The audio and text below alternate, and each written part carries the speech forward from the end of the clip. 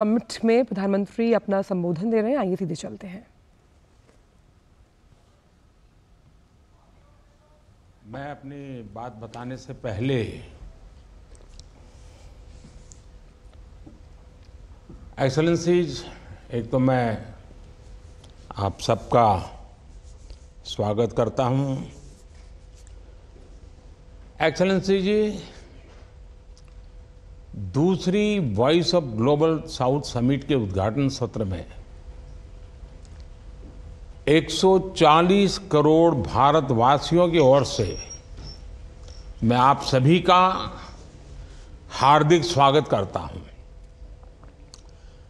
Voice of global south 21वीं सदी की बदलती हुई दुनिया का सबसे अनूठा मंच है।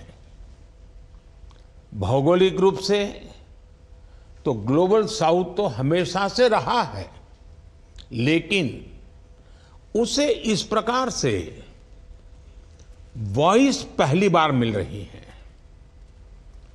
और यह हम सभी के साझा प्रयासों से संभव हुआ है। हम 100 से ज्यादा अलग अलग देश हैं, लेकिन हमारे हित समान है, हमारी प्राथमिकताएं समान है। फ्रेंड्स, पिछले वर्ष दिसंबर में जब भारत ने G20 की अध्यक्षता संभाली तो हमने इस फोरम में ग्लोबल साउथ के देशों की आवाज को आगे बढ़ाना अपना दायित्व माना।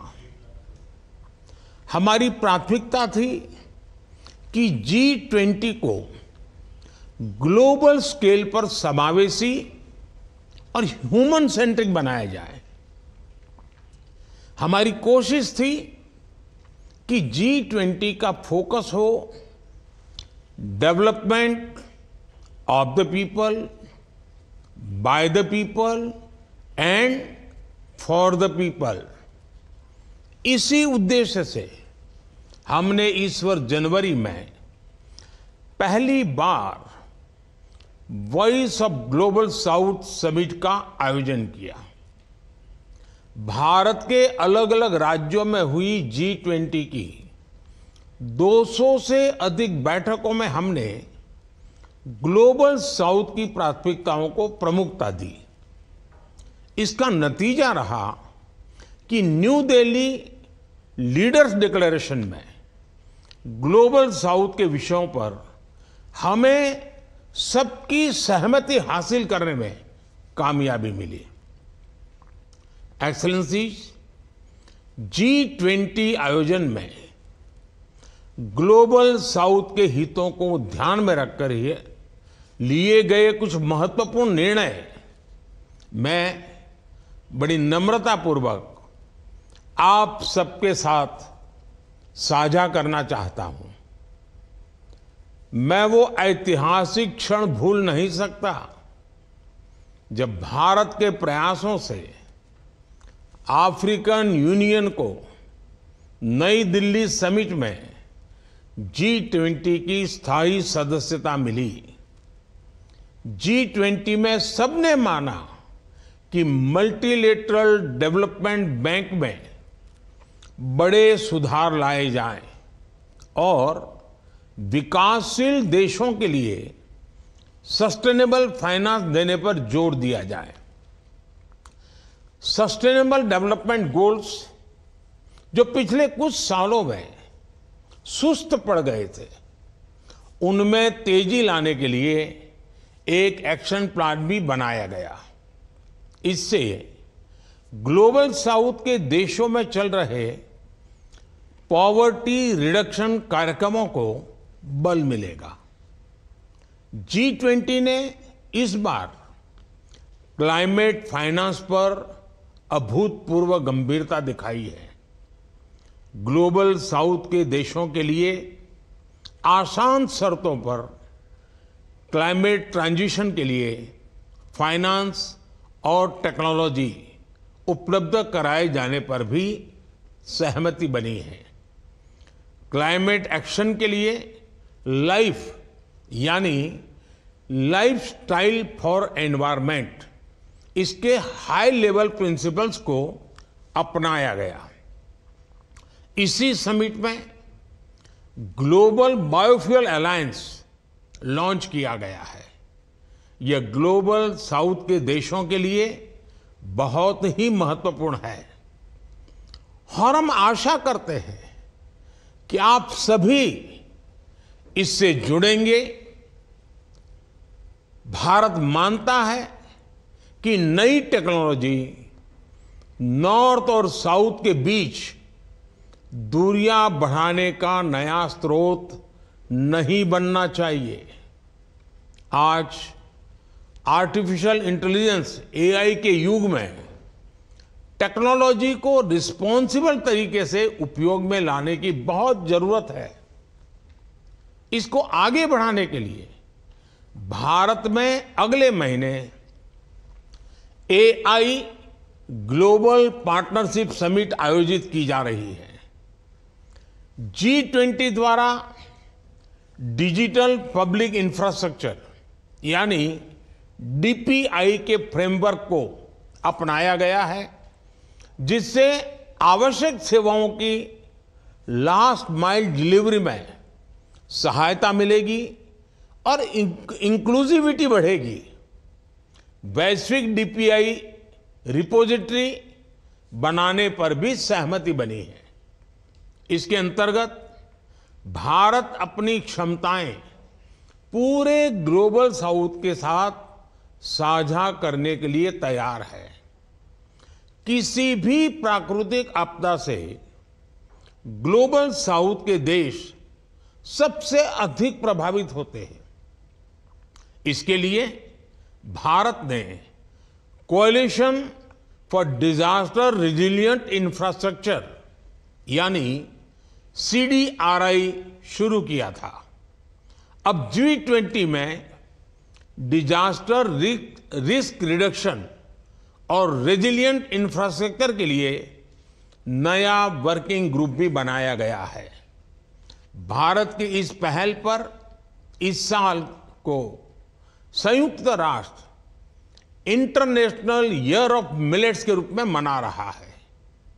G20 के तहत सुपर फूड मिलेट्स, जिसे भारत में हमने श्री अन्न की पहचान दी है, उन पर रिसर्च करने के लिए नया इनिशिएटिव लिया गया है। यह क्लाइमेट चेंज और रिसोर्सेज के अभाव से उत्पन्न होने वाली फूड सिक्योरिटी की चिंताओं से लड़ने में ग्लोबल साउथ को सामर्थ्यवान बनाएगा।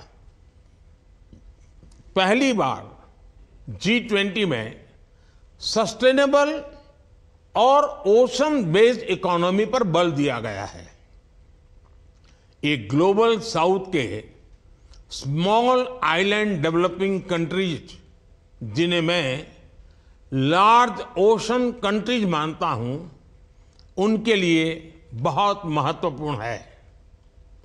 समिट में ग्लोबल वैल्यू चेन मैपिंग और डिजिटल सर्टिफिकेट को मान्यता देने के लिए अहम फैसले लिए गए।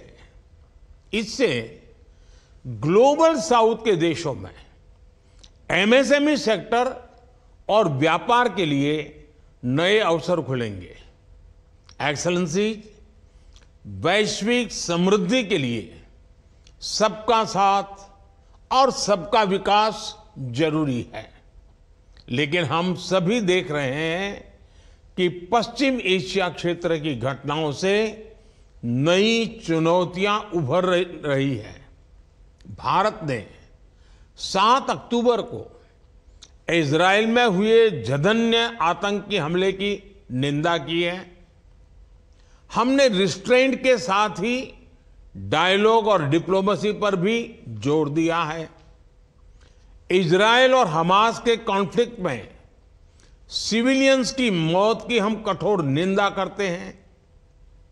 राष्ट्रपति महमूद अब्बास जी से बात कर हमने फिलिस्तीन के लोगों के लिए मानवीय सहायता भी भेजी है। ये समय है जब ग्लोबल साउथ के देश ग्रेटर ग्लोबल गुड के लिए एक स्वर में बात करें। One earth, one family, one future के लिए हम सब मिलकर 5 C's के साथ आगे बढ़ें। जब मैं 5 C's की बात करता हूं तब कंसल्टेशन, कोऑपरेशन, कम्युनिकेशन, क्रिएटिविटी और कैपेसिटी बिल्डिंग। एक्सेलेंसी, पहली voice of global south summit में मैंने ग्लोबल साउथ के लिए एक सेंटर ऑफ एक्सेलेंस स्थापित करने का प्रस्ताव रखा था। मुझे खुशी है कि आज दक्षिण development and knowledge sharing initiative global south centre for excellence का उद्घाटन हो रहा है। G20 समिट के दौरान मैंने भारत की तरफ से ग्लोबल साउथ के लिए वेदर और क्लाइमेट मॉनिटरिंग के लिए सैटेलाइट लॉन्च करने का प्रस्ताव रखा है।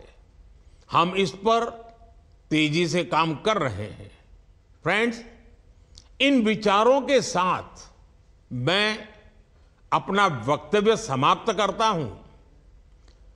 अब मैं आप सभी के विचार सुनने के लिए बहुत ही उत्साहित हूं और इतनी बड़ी मात्रा में आप सबकी सक्रिय भागीदारी के लिए मैं हृदय से आपका आभार व्यक्त करता हूं। बहुत बहुत धन्यवाद।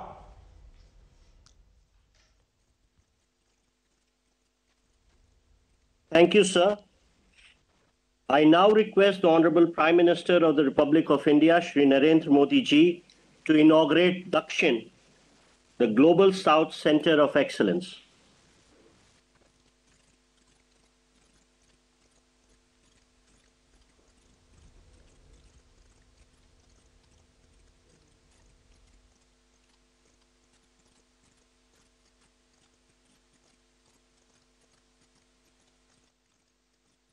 Thank you, sir.